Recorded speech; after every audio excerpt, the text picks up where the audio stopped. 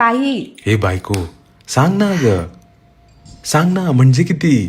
तुम्हीच म्हणता ना मला की मी माधुरी दीक्षित पेक्षाही जास्त सुंदर दिसते जेव्हा मी ही लिंबू कलरची साडी नेसते. आणि तुम्हाला माहिती आहे का, माझं ना तुमच्यावरती खूप जास्त प्रेम आहे. सांग ना, म्हणजे किती? खूप खूप खूप जास्त. त्या राजपेक्षा जास्त? काही विचारता तुम्ही. कोणता नवरा आपल्या बायकोला ही प्रश्न विचारतो का? सांग ना, मला वेडे. ऐकायचं आहे. त्याचं नाव घेतलं तरी पाणी येतं डोळ्यात तुझ्या. अहो नाही, मेकअप केला ना की मी थोडं डोळ्यांवरून हात फिरवते, कसं पाणी येतं ना डोळ्यात.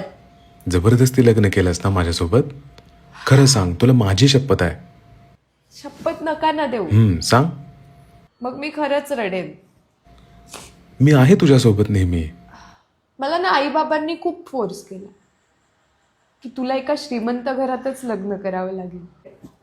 म्हणजे बघा ना, माझं फक्त श्रीमंत घरातच लग्न नाही झालंय, तर माझा नवरा सुद्धा मनाने श्रीमंत आहे. आणि एका मुलीला काय हवं असतं ना याच्यापेक्षा?